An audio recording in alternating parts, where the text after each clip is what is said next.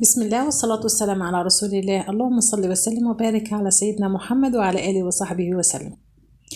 حبيبي متابعيني من كل مكان، كل سنة وانتم طيبين بمناسبة شهر رمضان الكريم. أعاد الله علينا وعلى الأمة الإسلامية جميعا بالخير واليمن والبركات. هتتوالى معنا سلسلة الحلويات الشرقية.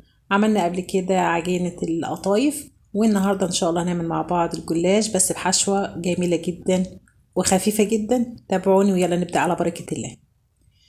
أول حاجة احنا هنعمل مع بعض السيرب عشان الجلاش. السيرب بتاع الجلاش لازم يكون تقيل عشان يدي قرمشة وتست حلو.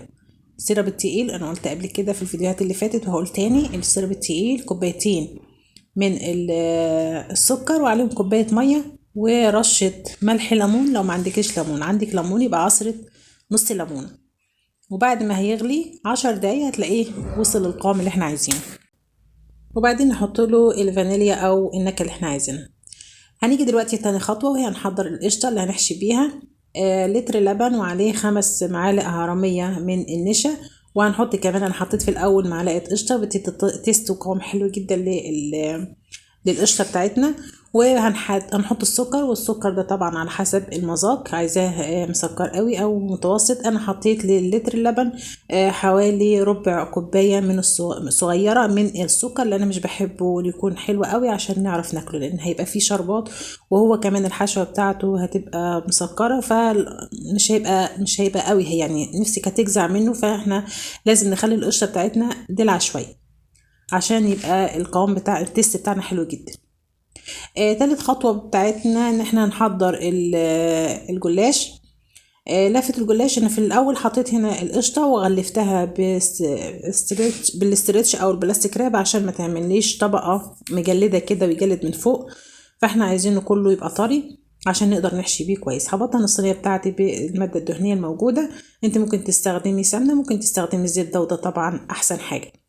هنبتدي ناخد ورقة الجلاش، هناخد واحدة واحدة، يعني ورقة ورقة، هدهنها بالسمنة وبعد كده احط الحشوة كده على خط مستقيم.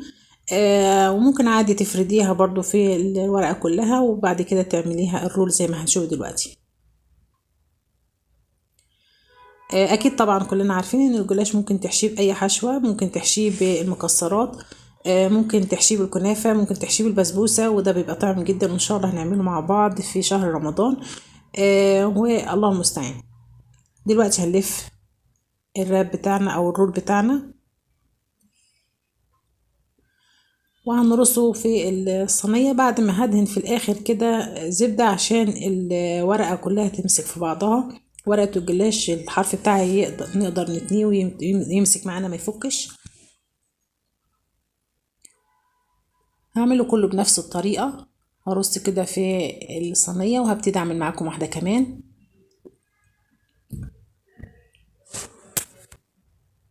صدقوني الوصفة دي بتبقى خفيفة جدا وممكن تاكلي الصينية كلها وانتي مش وما تتعبيش منها، وبالعكس هتبقى حلوة جدا. ولو عملتها بالطريقة دي تعملها على طول. هنلف الرول بتاعنا بالراحة كده، ولو اتقطعت منك عادي جدا ما تخافيش، ممكن تحطي الحتة اللي اتقطعت في الوسط مع القشطة بتاعتنا وتلفي على طول عليها وهتبقى حلوة برضه. هنحط على الطرف كده زبدة عشان تلزق معانا على طول وما تفكش. هنستمر في الخطوة ديت لحد ما تخلصي ورقة الجلاش بتاعتك كلها.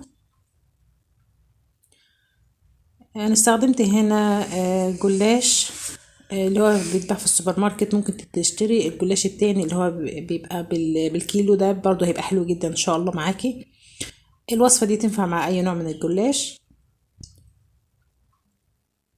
هنلف بالراحة كده لحد ما نخلص الكمية بتاعتنا كلها بنفس الطريقة. طيب بعد كده هنقطعها بالتقطيع المناسبة اللي انت تحبيها، اذا كنت عايزاها كبيرة او صغيرة براحتك خالص.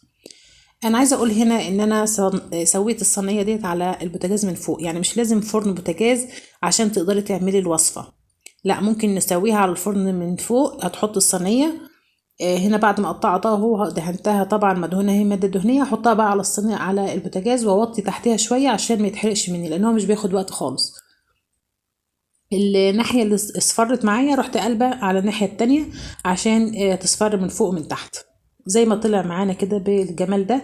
وزي ما قلت لك انا عاملاها على الفرن فوق مش في على البوتاجاز فوق مش في الفرن، عايزه تعمليه هنا او هنا براحتك خالص، بس دي طريقه بسيطه يعني وسهله وسريعه للناس اللي ما عندهاش فرن.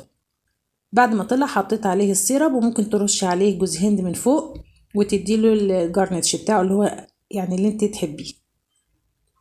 عايزه اقولك طالما وصلتي لحد هنا في الفيديو ما تنسيش اللايك والشير والسبسكرايب، دعوه حلوه من قلبك ولك بالمثل وزياده. وكل سنه وانتم طيبين، واشوفكم على خير في فيديو قادم بأمر الله في سلسله الحلويات الشرقيه الخاصه بشهر رمضان المبارك. وكل سنه وانتم بألف خير، مع ألف سلامه، وربنا يحسن ما بين ايدينا جميعا.